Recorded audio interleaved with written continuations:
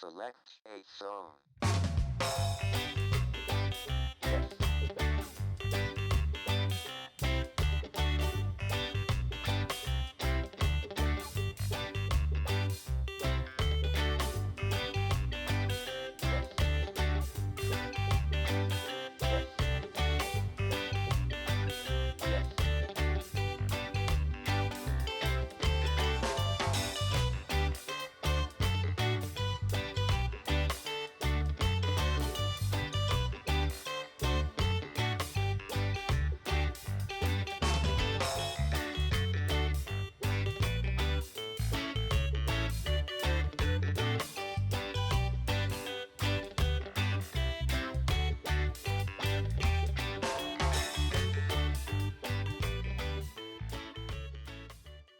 G'day folks, it's Laura here, and today I'm going to do a flip cup pour.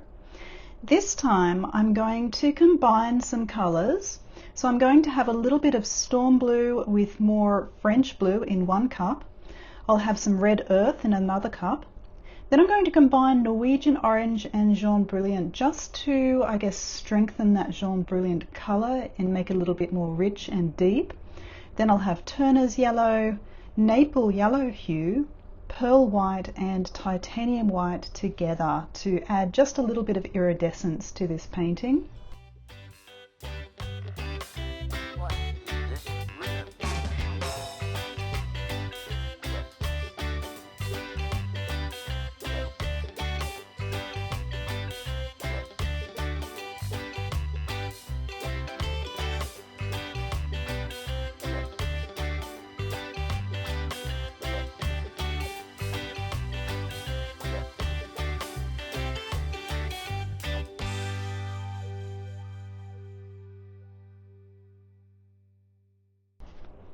So I'm going to use my standard pouring medium here. I'll link to a video on how to make this if you're interested.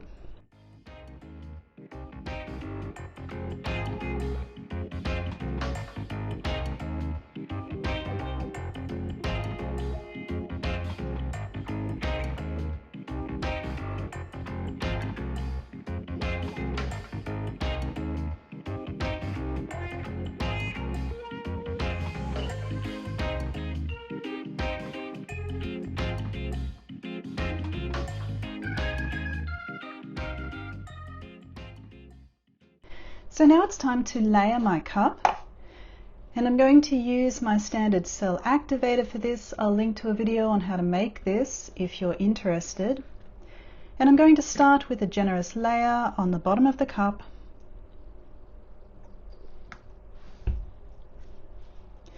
Now with this set of colours, I would like to try and isolate this kind of dark grey blue colour from the rest of the colours. I don't want this one to actually mix. I want it to be a little bit separate on its own, and in order to try and achieve that, I'm going to actually separate it from the other colours with the white on either side. So we'll see how that goes in terms of preventing muddy mixes, but let's see how we go.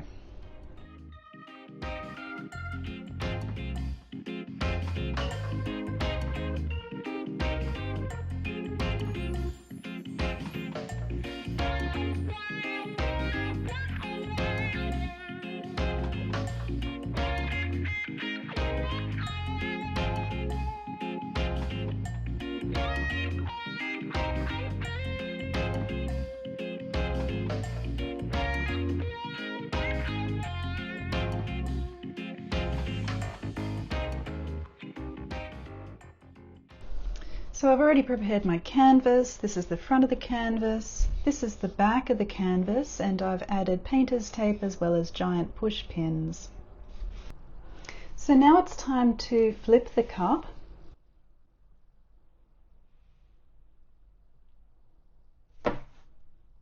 Ooh, what happened there?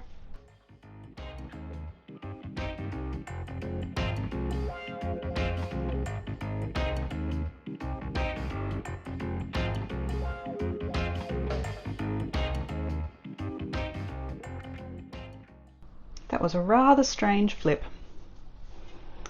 Anyway, I'm going to get the rest of the paint out of the cup to cover the edges and the corners.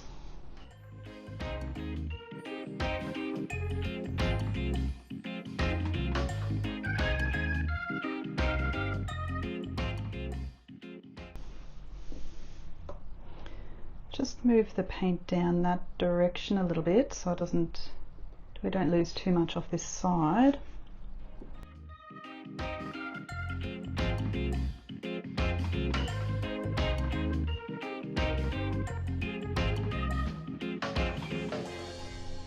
So you can definitely see some mud where I'm mixing the paint as it is.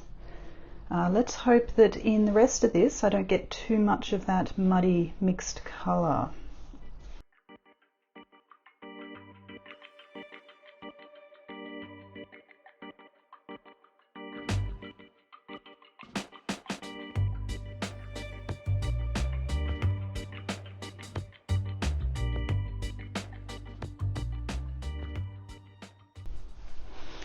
Okay, so this messy little section down here I'll aim to pull off. I'm really loving this section up here. I'm hoping that I'll be able to retain most of that section, but it means that the bulk of the paint down here might actually need to come off. I might lose some of this in rolling over that edge, which I'm a little bit worried about. Maybe if I moved some of this paint up there it would help. So I might do that now, just to prevent the effect of rolling over. We'll see if that works.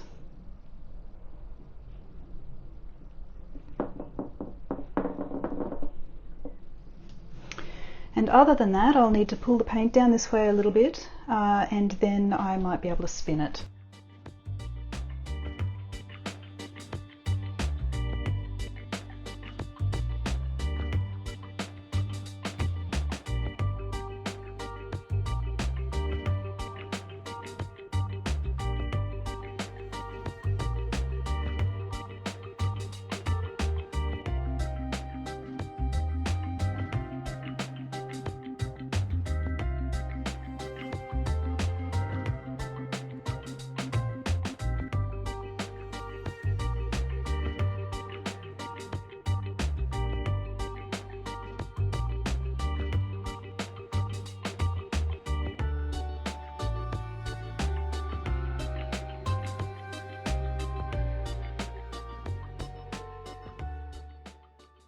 Okay, let's see how we go with spinning this. It might still be hard to get off some of these corners, but let's see how we go.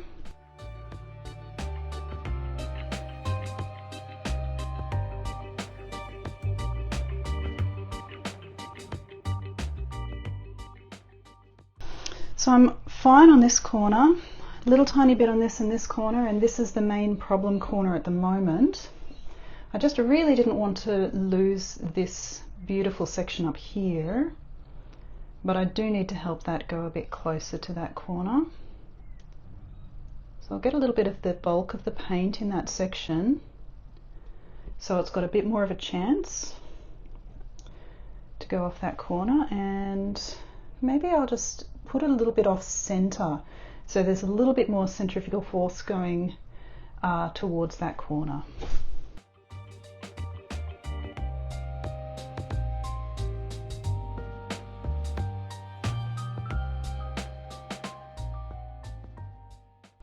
Okay, well that seems to have worked.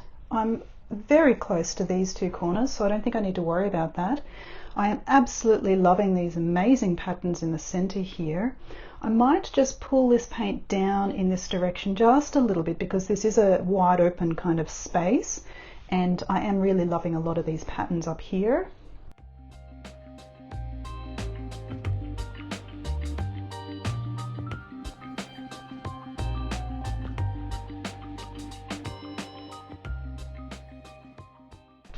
Okay, I'll just cover the corners, make sure they're fully covered.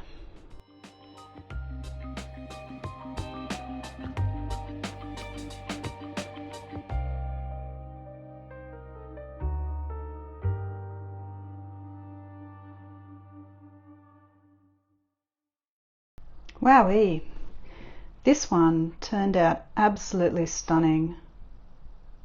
I'm just loving this one. We'll see how it dries, but I'm hoping that this will be largely how it ends up being. We'll find out.